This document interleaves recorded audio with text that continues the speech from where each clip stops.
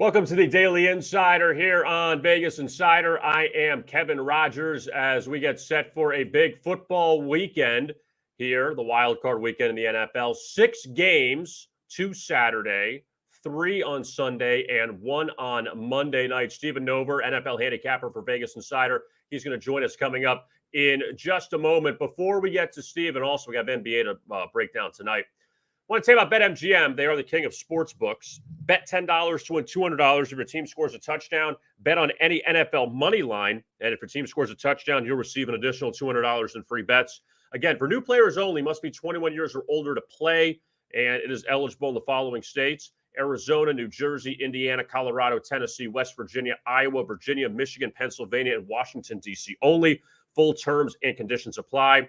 That is BetMGM. They are the king of sports books. All right, let's bring on Stephen Nover, and let's talk NFL wild card weekend with Stephen. And Stephen, good to see you again. And let's get things started with the first game coming up on Saturday, the Raiders and the Bengals as they meet up in Cincinnati. And we saw the Bengals already win at Las Vegas earlier this season, and the Bengals favored here at home. Both these quarterbacks looking for their first playoff win. What are your thoughts here on this matchup? The Chargers. I was on the Chargers. It was a loser. I give Las Vegas a lot of credit there. But having said that, Kevin, what are the Raiders doing in the playoffs? I mean, in this AFC, no Cole.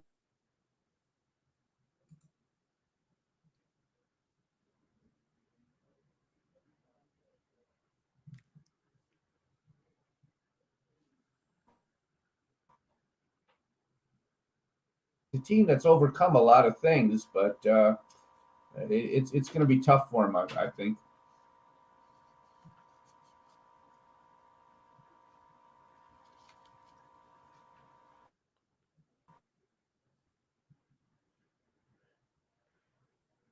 And we'll get to Stephen coming up in just a second as his feet a little slow right now. But the Raiders-Bengals game, though, for those of you been paying attention to this game for all week pretty much, that the Raiders, they've had all of these last second victories this season, winning 6 games on the final drive or in the final minute or so. They had the touchdown in week 1 against Baltimore where they came back and won, and they had a lot of last second field goals, beating the Colts, beating the Dolphins, beating the Chargers. So a lot there to take in as far as the Raiders with all these last second wins. The Bengals, they had a couple home wins down the stretch where they beat the they beat who was it? The Bengals beat the Chiefs back in week 17. That was their big win. Also, they blew out the Steelers at home.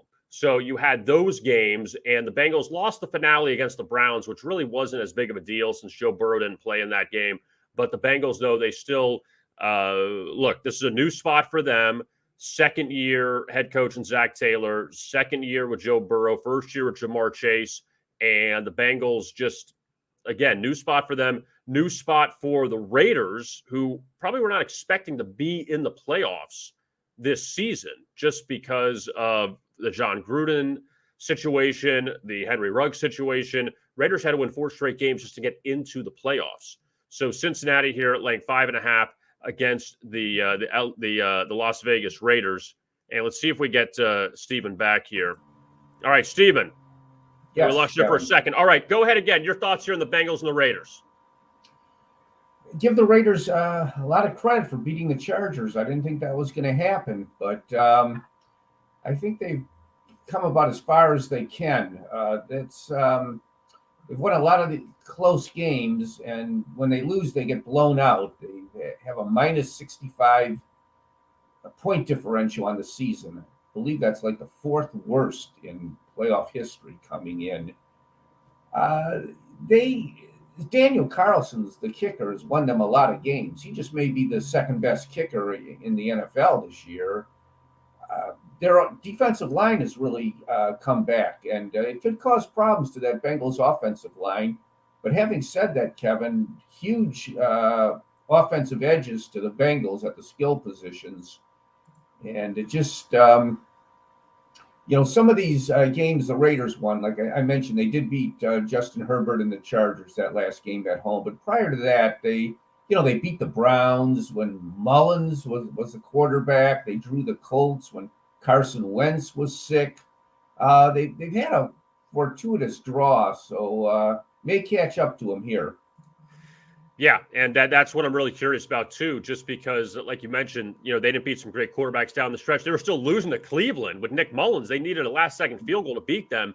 So we'll see what the Raiders do here. They've been living on the edge, it feels like, for a month. Great job by them to get to this point, but we'll see how they do in this revenge spot.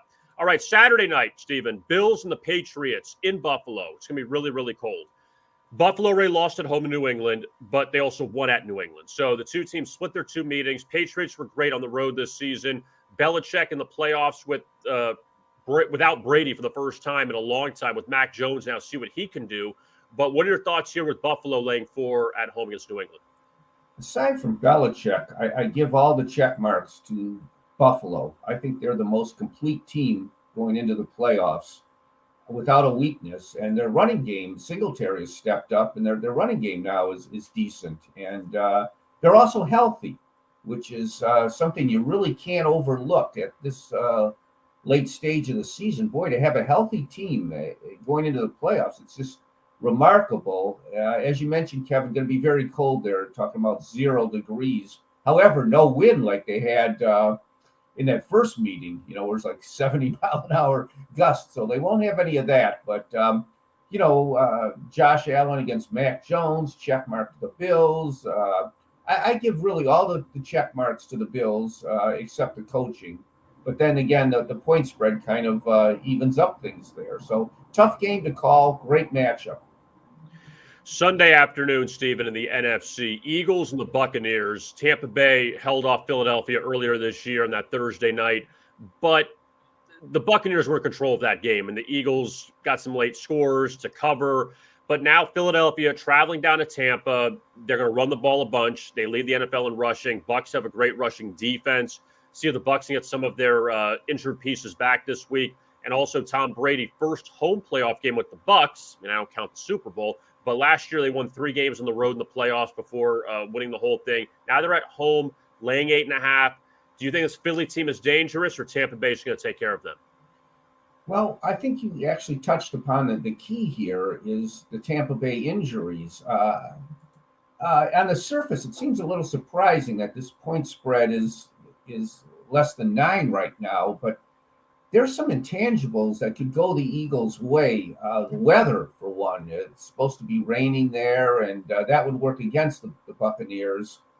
Their injuries, I think a lot of their injured players are coming back for this game, but how effective are they going to be?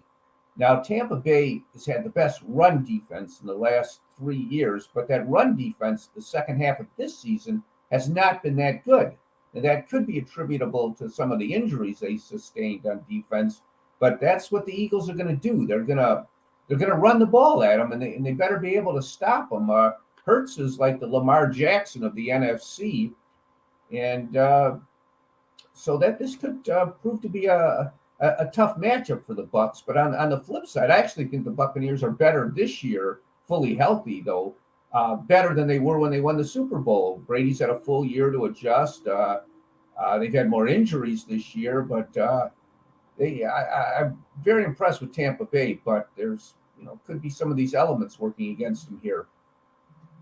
The late afternoon game in the NFC on Sunday, Stephen, I mean, you remember this, 49ers Cowboys back in the early to mid 90s. It was like almost every year you'd see them in the NFC Championship. They haven't met since then in the playoffs, and this is the only game that is not a rematch during the regular season. And San Francisco, a great finish to the year, coming back to beat the Rams in overtime in Week 18 to get into the playoffs. Dallas, their offense was great all season long, but also some can attribute, all right, you played Washington twice towards the end. You played Philly without Jalen Hurts. You beat the Giants. That you didn't really beat a lot of great teams. But Dallas, a short favorite here. You think San Francisco keeps up the momentum, or Dallas can get over the hill and advance?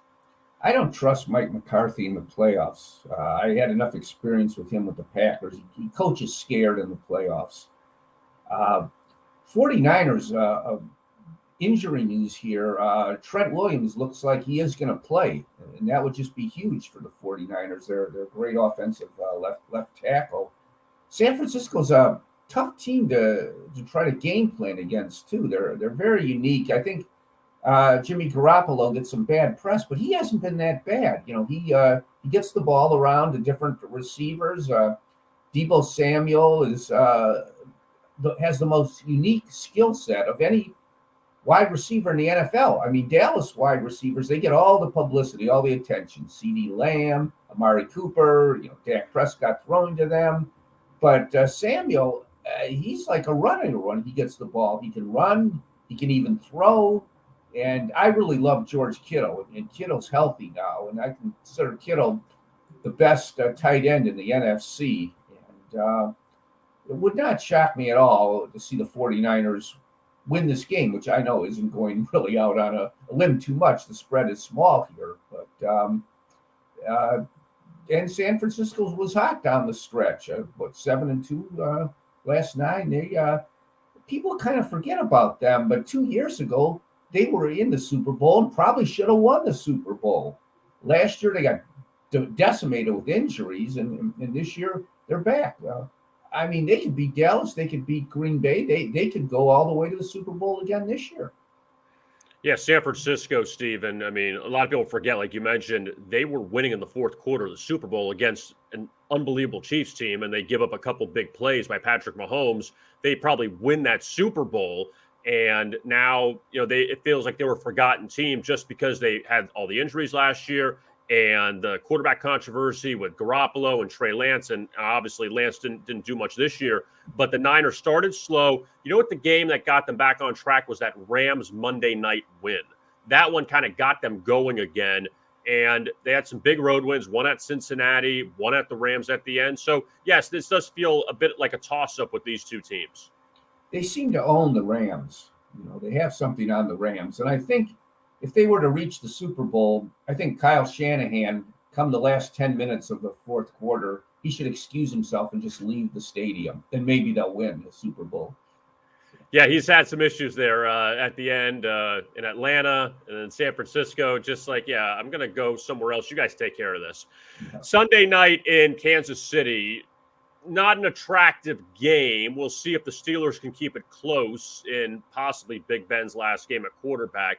But the Steelers, they got through the back door. They won their final 2, got help, got in.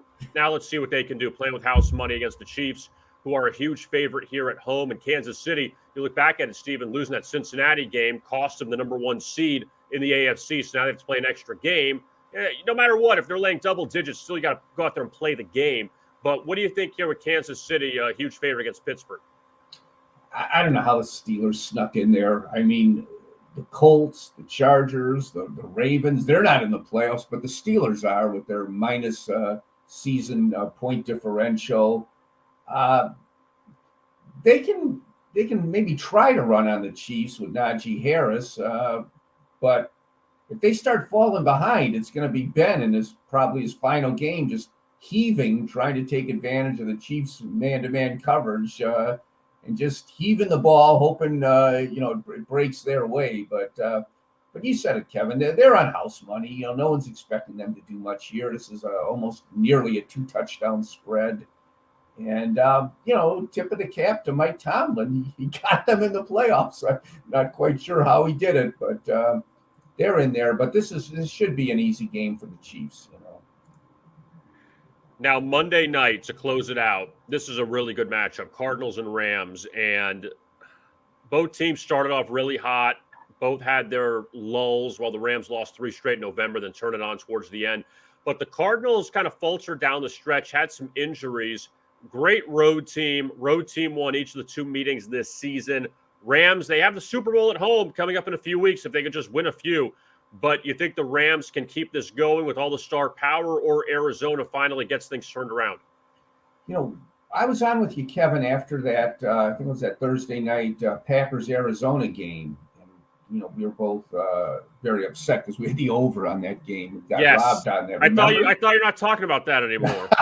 First time I've talked about it Yeah. since. But I only bring that up, Kevin, to point out that since that loss, Arizona has not been the same team. Kyler Murray missed 4 games. When he came back, I don't know if he was still fully healthy. He hasn't been the same, though, since, and he's missing DeAndre Hopkins. That's just huge. And his running back situation now, I don't think Connor is going to play in this game. I'm not sure about Chase Edmonds. They finished last week with Eno Benjamin as their only healthy running back. And Murray just can't do it. He's throwing these little 5-yard passes. He's still has to be respected, breaking the pocket, but he's not the runner he was early in the year. And it's all been downhill for the Cardinals since that Packers loss. And I think the big key to this game is because the Rams have some vulnerability at safety. I mean, they reached out to Eric Weddle, because they've lost some safeties. He's been out of football the last 2 years. But their front four, the Rams' front four, is really coming on now. And I'm not sure about that Cardinals' offensive line. They can hold up. And that could really be the key. It could be where we have less points than maybe the odds makers anticipated in this game. Now, what do you think before I let you go? I know that we had talked about it a little earlier. A lot of these head coaching changes in the NFL, you're seeing a lot of turnover. Bears, Vikings, Dolphins, Giants, Texans, among them, Broncos making all these moves. What do you think with all of this as far as like some of these teams trying to at least get back on track and trying to get a head coach is going to get them back to the playoffs? Because remember, Bears and Vikings were in the playoffs a few years ago. Like, we make it out to be like those are total dumpster fires. I mean, the Giants are a problem, Dolphins are a problem, Texans are a problem. But what do you think about with all these coaching moves? I'm just shocked at how bad Mike Zimmer coached this year. It's with the extra team getting in the playoffs, it's just terrible, the Vikings with their talent level. And I don't care about their injuries. Every team had injuries. For them not to make the playoffs. And Zimmer had such a great spread record up until the last couple of years ago. He was like a bet-on coach. These guys lose it, after a few years, and some never have it to start with. I don't know what the Giants were thinking hiring Joe Judge. What a joke he turned out to be. I mean, that team just quit down the stretch. And Mara, the Giants owner, unlike some of these other owners who have absolutely no class, like Snyder with Washington or Jerry Jones with Dallas, the Giants are a class organization, and they wanted to keep this guy, but there's just no way, Kevin. This guy was in so much over his head.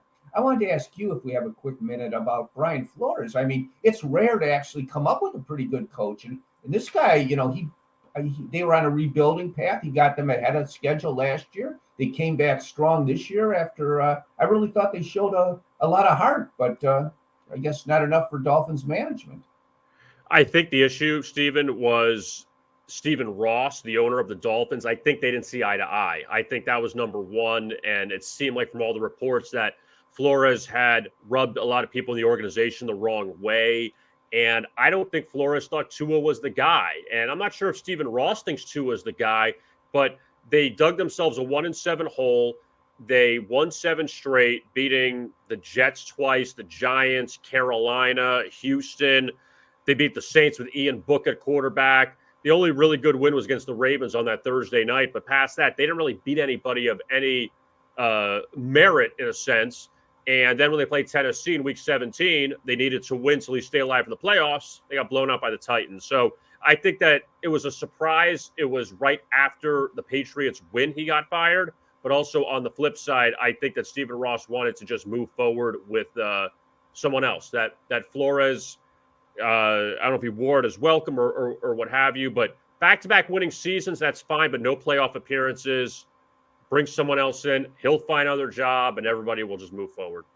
Good points, Kevin. Those are very weak schedules where they got all their wins. Yep. I just think these organizations, these teams that are looking to hire head coaches, don't hire from the Bill Belichick tree, okay? Don't hire. These guys don't turn out, and they're not good PR guys either. I think the issue is, too, I mean, yeah, you go through Judge, Flores, Matt Patricia, Bill O'Brien, like none of them worked out. And it's just about trying to find like that Mike Tomlin, trying to find that coordinator, trying to find someone who, Sean McVay, one of these guys that you can plug in and then all of a sudden they can change your franchise. Tomlin didn't have a losing season for all these years. He takes responsibility for that. Like, he did a great job with that. Kevin, also, we saw it with Vic Fangio in Denver. If you're going to go the defensive route with the head coach, you better come up with some sharp offensive minds on the other side, Well, I'll say this about Vic Fangio, not to defend him, but man, I don't know who's winning with those quarterbacks all those years. I mean, he wasn't there a very long time, but you go through the Drew Locks, Teddy Bridgewater, serviceable. I know he got banged up a bit this year, but they went through all these quarterbacks. Who's winning with any of those quarterbacks in that division with Mahomes, with Herbert? Derek Carr still decent. You're 4th out of 4 as far as quarterbacks go in that AFC West. Yeah. Well, I from a selfish rotisserie standpoint, I was hoping they would have gone with Drew Lock, because I actually like his style. He's not a game manager, He'll either throw a long pass, probably will be intercepted, but at least he'll try something. I don't like the Teddy Bridgewater high conservative percentage. So I would have preferred to see them go with Drew Lock. But then when finally Lock got his chance, they kept him so under wraps. They're so ultra conservative and feared this guy's turnovers so much they didn't really let him play ball. I thought that was the wrong approach. Let the guy do. If he continues to be terrible, then cut him. Then it didn't work out. But let the guy play his style of ball, and see if it works out. In today's NFL, you can't play scared, Now, the final thing before we let you go, just shifting to the NBA for a second. What were your thoughts on the Bucks just totally annihilating the Warriors last night, and Golden State's on a back-to-back in Chicago tonight? But Milwaukee had struggled. Golden State still struggling. They've lost 4 straight in the road. But Milwaukee had lost those 2 games to Charlotte. Giannis missed a game a few games ago, but them just putting it all together last night against Golden State.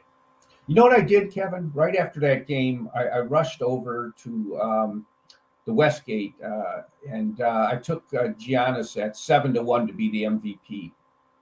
Still pretty good odds, I think, at that. I think so too. I mean, this MVP race is pretty wide open, and you see, the year Steph Curry's had, DeMar DeRozan, what he's done. LeBron's always going to be in the discussion, but Giannis, I mean, he's still. The problem is at times he's been out because he was in the protocol for a little bit. So when he's on, I mean, that Milwaukee team still looks very dangerous to be in the finals again. Yeah, it's the NBA, as we know, it's not like it's ever been before because of this COVID. It's just you can't do anything overnight. There's really hardly any overnight lines, and I understand why. You come in the morning, and as handicappers, we have to make our plays, but a lot of information, and then it comes out later, and it's just tough. If the Bucks have their lineup and their depth, they're going to be very tough again. As far as MVP, how many of these guys? I mean, DeRozan might be a great player, might be a good fit for the Bulls, but he's not winning MVP. I actually took a shot at 100-1 on Gobert with the Jazz. I know he's out right now, but the Jazz, he'll come back, and the Jazz will have a great record, maybe even make some noise in the playoffs, and he's their key player. He's the best defensive player in the NBA, and at 100-1, I think that might be worth a shot. Yeah, I mean, I also forgot about Kevin Durant too. In that. Well, he's the favorite. Yeah, he's the favorite. I don't want to lay chalk with Kevin Durant. No, I know. And if anybody gets hurt, then they're out a bit. But Giannis could be worth a look. Yeah, I mean, LeBron's at 30-1, but also it's not helping. The Lakers have struggled. But it should be an interesting MVP race coming down the stretch. Stephen Nover, you can find his picks on Vegas Insider, NFL, NBA. Check them out today. Stephen's had a great season, and year in, year out, one of the top handicappers in Vegas Insider. Stephen, thank you so much for the time. We appreciate it, and we'll talk to you soon. Hope so. Thanks, Kevin. Always good talking with you, buddy. All right, you too. There is Stephen Nover, and always like talking to him. And Stephen's from Wisconsin. That's why I brought up the Bucs. Didn't ask him about the Packers just yet, because let's wait and see where Green Bay goes, because they're sitting back as the number 1 seed, and they have the bye along with Tennessee on the other side. DraftKings, they are live in New York now, and you could be that GOAT. I saw the GOAT walking around Times Square. He got a slice of Sbarro's back a few days ago. He's wearing that crown. He's proud, and you can score your seat to the Tournament of Champions. That's right. You could be that GOAT.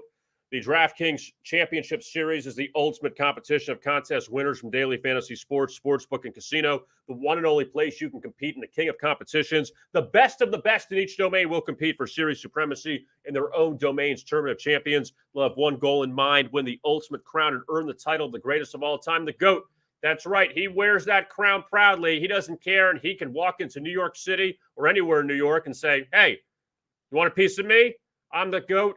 I'm going to do it. Go to DraftKings.com today and score your seats to the Tournament of Champions. And also, again, in New York, you can open accounts now with DraftKings. All right, let's take a look at some of the NBA for tonight. Very busy card. We'll roll right through it. Celtics and the 76ers, they meet in Philadelphia. And the Sixers here laying 3.5. These teams have split a pair of meetings so far this season. And Boston off a really good win over Indiana a few nights ago. The Pacers, that line moved because the Pacers had a bunch of guys coming back, but the Celtics just blew them out of the water, 119-100, and they got the sweep of the Pacers in that little home and home. Philadelphia lost at home a few nights ago, 109-98 to Charlotte, and that snapped a 7-game winning streak for Philadelphia. The two meetings this season, they both happened in Boston at TD Garden. Celtics won the first one, 88-87. Sixers won the second one, 108-103. Both games finished under the total, so now we'll see what Philadelphia does as they, however, flip to the favorite tonight. The Magic and the Hornets in Charlotte, and same situation as far as scheduling goes, like Philly and Boston. Charlotte won the first two games in Orlando. Basically, the point was the first two games were in the same site.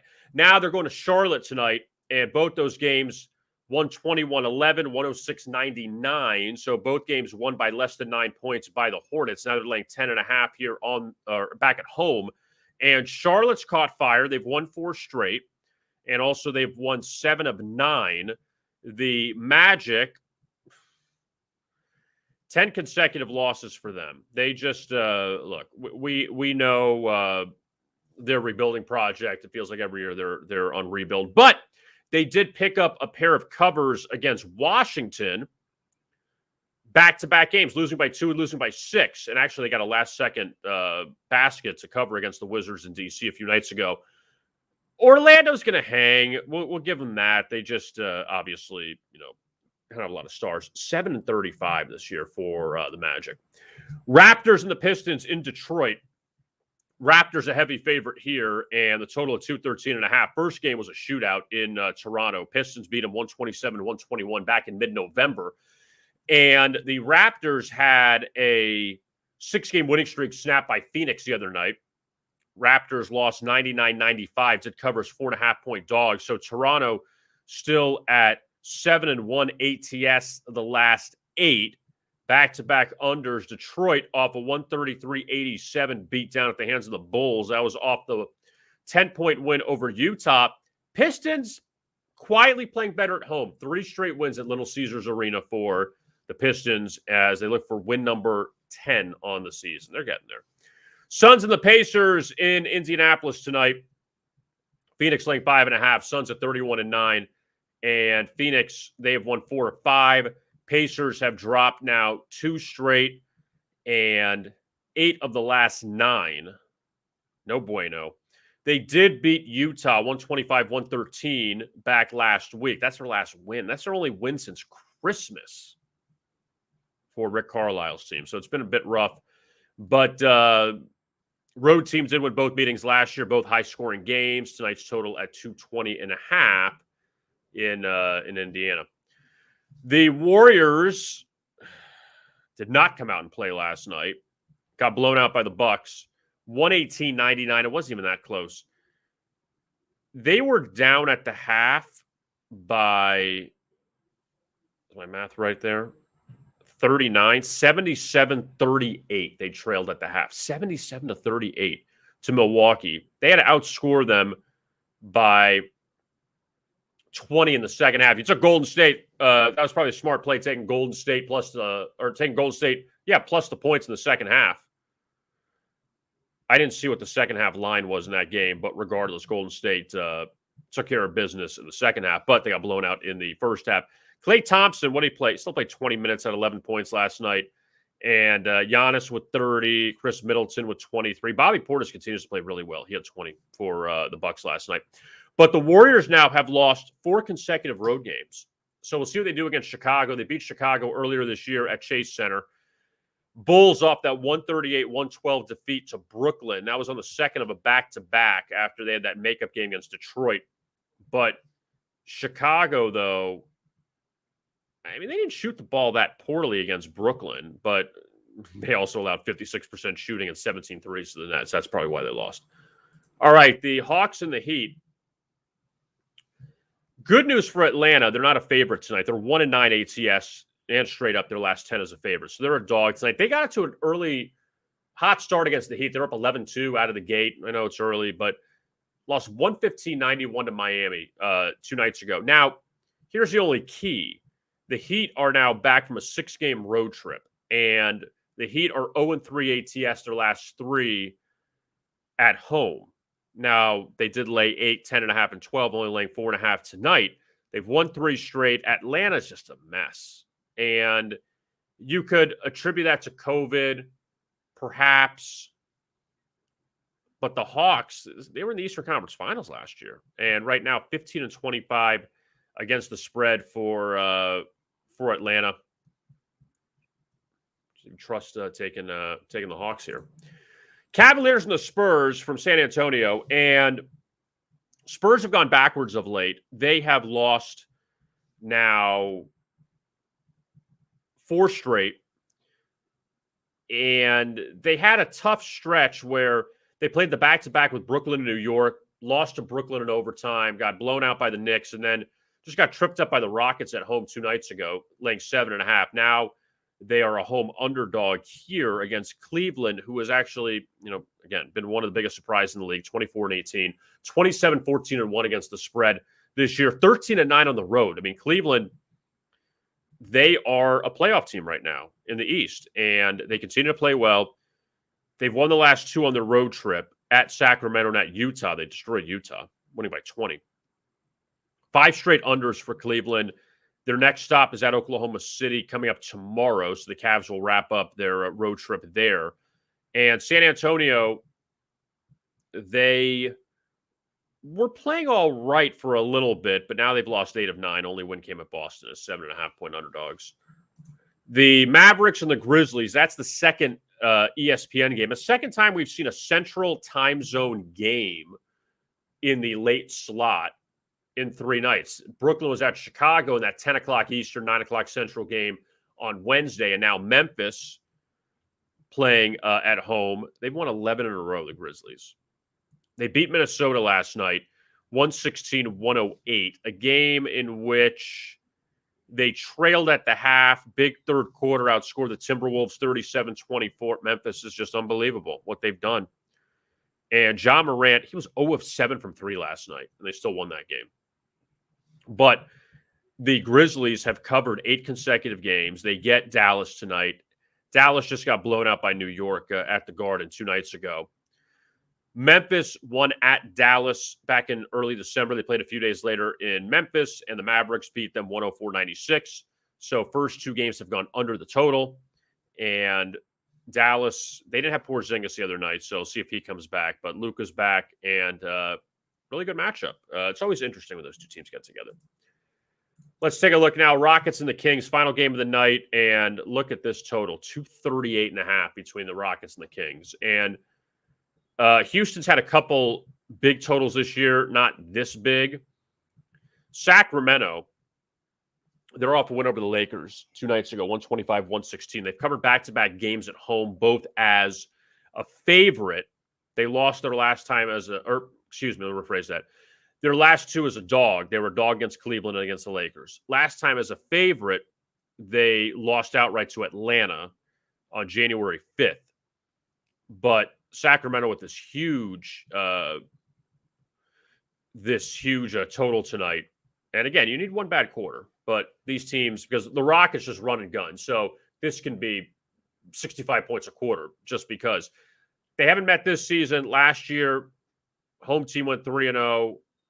2 of the games stayed under the total, but none of the totals were this high. 232 that went over a 231 that stayed under. Probably a stay away game, in my opinion, as far as that total goes. Now, as far as college basketball this evening, Nebraska, Purdue in the Big Ten. Purdue's laying 20, laying almost 3 touchdowns to Nebraska. Michigan, Illinois. Michigan struggled. They're 7-6. Illinois is laying 9.5 against the Wolverines. You have a lot of Metro games. VCU and St. Bonnie's in the Atlantic 10. St. Bonnie's laying 2.5 against VCU there. Late night Mountain West game, Fresno State, UNLV. Fresno State a 1.5-point favorite. So very light night in college basketball, but still some decent matchups. Not too bad. Fridays used to be the Ivy League dominant and the Metro. And now, you have a lot of Metro, but at least you're getting some A-10. You have Buffalo and Ball State in the MAC. So there's a little bit of change. Some of it, which is good. BetMGM, the king of sportsbooks. Good news if you're in New York. BetMGM is going live Monday, January 17th, 3 days from now. So you will get BetMGM if you are in the great state of New York. Sports betting became legal last weekend in New York, and BetMGM, they are now going to hop on the train. So Monday, you will be able to bet with MGM in the state of New York. And also, if you're a new player, how about this? Good segue. Bet $10 to win $200 if your team scores a touchdown. Bet on any NFL money line, and if your team scores a touchdown, you'll receive an additional $200 in free bets. Again, for new players only, must be 21 years or older to play, and is legal in the following states: Arizona, New Jersey, Indiana, Colorado, Tennessee, West Virginia, Iowa, Virginia, Michigan, Pennsylvania, Washington, D.C. only. Full terms and conditions apply. That is BetMGM. They are the king of sports books. All right, my thanks to Stephen Nover for hopping on the show today. It's always good to talk to Stephen about the NFL and a little bit of NBA we threw in there. We will join you again on Tuesday. We will take Monday off for the Martin Luther King holiday, and we'll be back on Tuesday to look back at Wild Card Weekend. So looking forward to that at noon. I am Kevin Rogers. Thanks a lot for watching, and as always, best of luck